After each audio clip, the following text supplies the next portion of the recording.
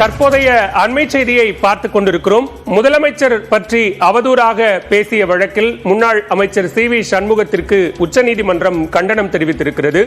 பொது வாழ்க்கையில் இருப்பவர்கள் குறித்து பேசும்போது கவனம் தேவை என்கிற வகையில் தற்போது முன்னாள் அமைச்சர் சி.வி. சண்முகத்திற்கு உச்சநீதிமன்றம் கண்டனம் தெரிவித்திருக்கிறது. அண்மை செய்தியாக பார்த்துக் கொண்டிருக்கிறோம். பொது வாழ்வில் உள்ளவர்கள் கண்ணியத்தை கடைபிடிக்க வேண்டும் என்றும் நீதிபதிகள் அறிவுறுத்தியிருக்கிறார்கள்.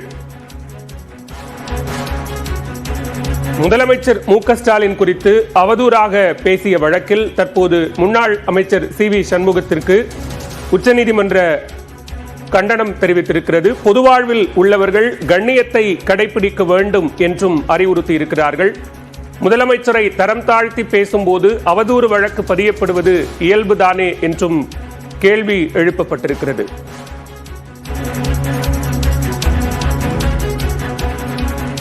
கூடுதல் விவரங்களோடு இணைகிறார் சிறப்பு செய்தியாளர் முகிலன். விவரங்களை பதிவு செய்யலாம். உச்சநீதிமன்றம் தெரிவித்திருக்கக்கூடிய கருத்துக்கள் என்ன?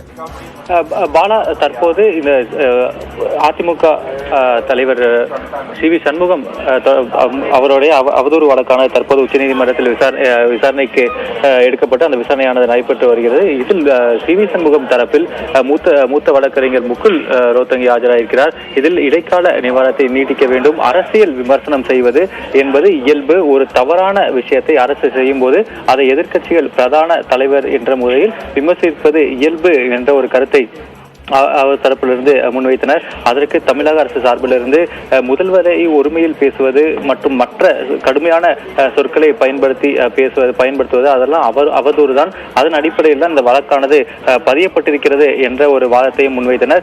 இந்த இரு வாதங்களையும் கேட்டறிந்த உச்சநீதிமன்ற நீதிபதிகள் இந்த அதாவது முதலமைச்சர் அவதூறு பேசிய விவகாரத்தில் அதிமுக எம்பி சி.வி. சண்முகத்துக்கு உச்சநீதிமன்றமானது தனது கண்டனத்தையும் தெரிவித்திருக்கிறது. அதே போல பொது வாழ்வில் உள்ளவர்கள் கண்ணியத்தை கடைபிடிக்க வேண்டும் என்ற ஒரு கருத்தையும் தற்போது உச்சநீதிமன்றமானது முன்வைத்திருக்கிறது.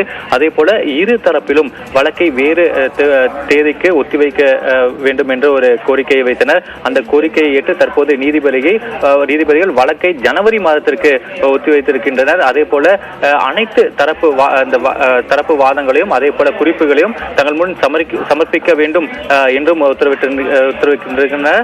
அதே போல மேலும் அவதூறு வழக்கை மாவட்ட நீதிமன்றமானது விசாரிக்க கூடாது, அதற்கு விதிக்கப்பட்ட தடை தொடரும் என்றும் தனது தீர்ப்பில் தெரிவித்திருக்கின்றனர். பாலா, விரிவான விவரங்களுக்கு நன்றி முகிலன்.